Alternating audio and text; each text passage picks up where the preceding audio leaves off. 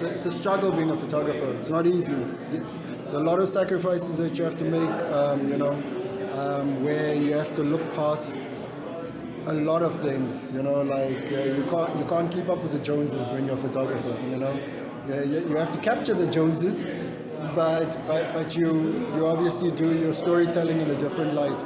I mean, it's been a long journey, and it still continues. I mean, speaking to my mentors now, and them looking at my work and saying to me that photography is not the image that you've captured. It's an ongoing process. You still have to search for that image, until, I mean, that search will never end, but the fact that you're constantly looking to perfect your art and perfect you as a being, because the thing is, you can't separate your art from yourself, so that's how my journey started.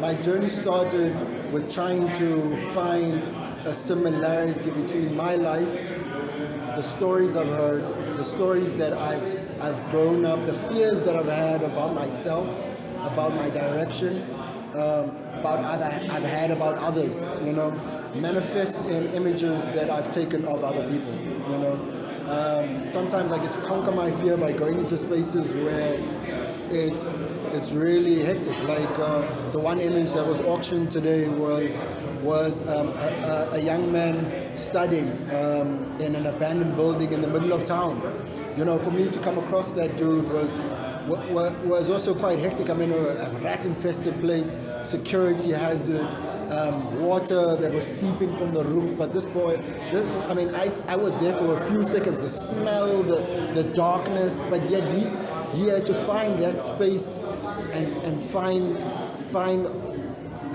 solitude and find a space where he had to be comfortable enough to actually still start dreaming. For me it was inspirational. For me not to take a photo of it was inspirational, especially at the time when I took that image was when the marches of school fees must fall. So from that, juxtapose that to an abandoned building where this kid has literally taken every resource that he had, taken and gone to Johannesburg on his own, doesn't know anyone, chosen an abandoned building to live in and study. Come on, it doesn't. So the thing is, I love this. I love the opportunity that Standard Bank has given. I love the fact that we're finally having a platform as photographers to be awarded for our work. I wish the category could have been more. There would have been more categories, because there's so much to be told. There's so many stories to be told. But I feel like it's also still going in the wrong direction. Because a lot of photographers, especially upcoming photographers, would go and reference a guy like me when you have living legends like the ones that you guys are going to meet soon. Like T.G. Lennon and Fanny Jason. These guys are living legends. They're not.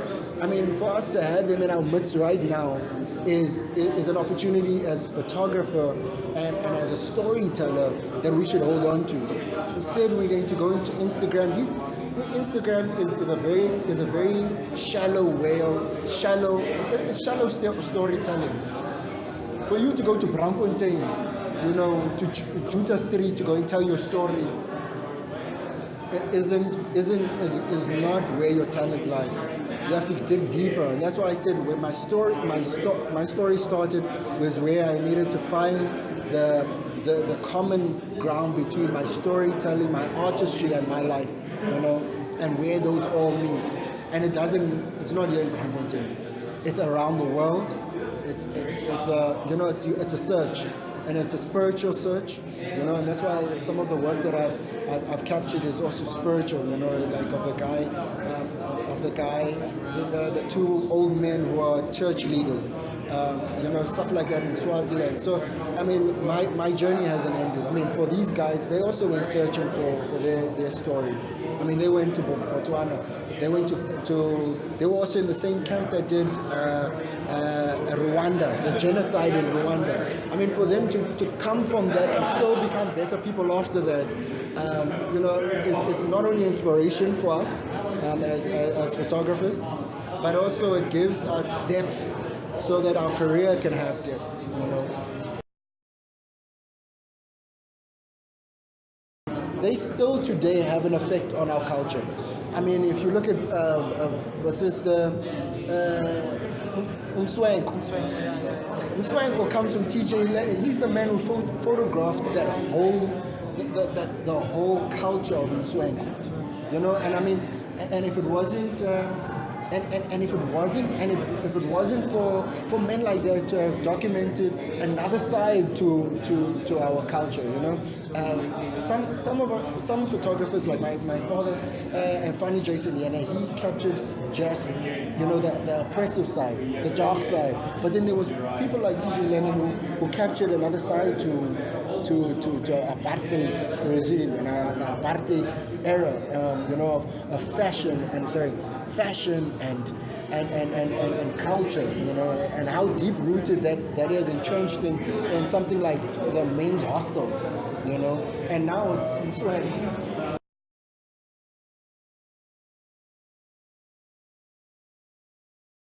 my father was if it wasn't for my father, I don't think I would really appreciate the depth of what photography is, you know. Photography isn't just images. Photography is ideas, you know. It's capturing a moment. You literally, it's not like film. You have to capture color, mood, light, time, attitude, you know, something as see-through as wind, you know what I mean? Like to capture that and encapsulate it into one frame and send it into time. The pure essence of what that is not just a photograph, you know, that gets 3 likes or 1,000 likes. It's something to. I mean, for me, it's something that I'm going to die for. You know, it's a search. It's infinite.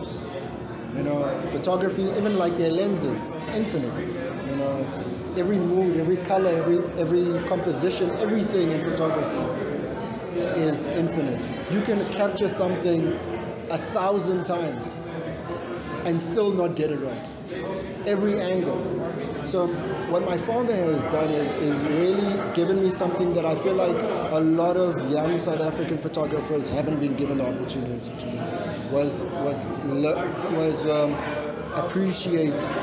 appreciate storytelling, appreciating social commentary, appreciating your surroundings, appreciating your community, appreciating your family, and appreciating yourself, you know, and how it fits into the whole spectrum, you know, and how that one piece can give you the ability to actually change your surroundings, change your family, change your attitude, and change yourself. You know, I was very fortunate. I mean, it took me many beatings to understand this. Don't get me wrong.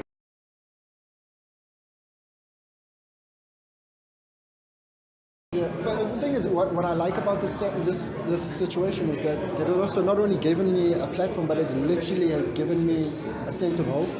You know, that I can keep on going. But I mean, I've been in this game for about 8 years. I haven't had one break. You know what I mean? I've done gigs, but I mean, nothing to have get me as close to exhibit. You know, one of my biggest dreams is the Standard Bank Art Gallery. Something that is exclusive. It's not like going to Goodman or Stevenson Gallery. The Standard Bank Gallery to me as an artist is unexplainable. I mean, I tried to explain one of the photographers who won. She was from Cape Town. She didn't understand what it means to be in the Standard Bank Art Gallery. I mean, you can't just show up here. You have to have an appointment. You know, it's very prestigious. I mean, it's almost bordering on like an opportunity to lend the world your ear. I mean, the world's ear to listen to your plight and your storytelling.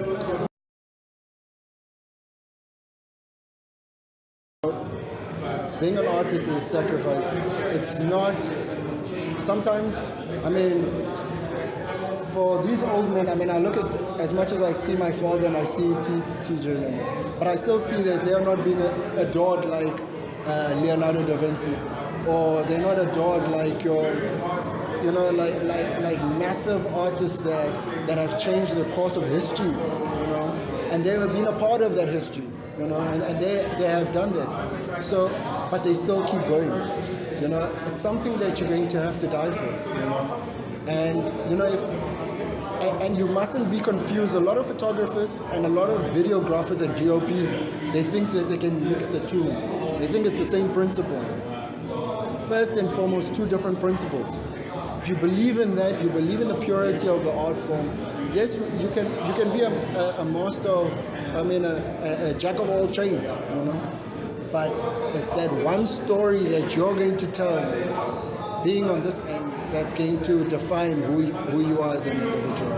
You know, so as a photographer and as a young South African photographer, you're either going to have to make a decision. You're either going to be broke and have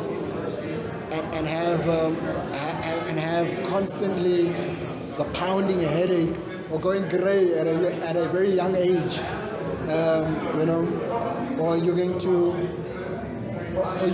or you're going to do something else. I don't know, whatever it is. But do find your calling, find your story, find your voice, and then sing.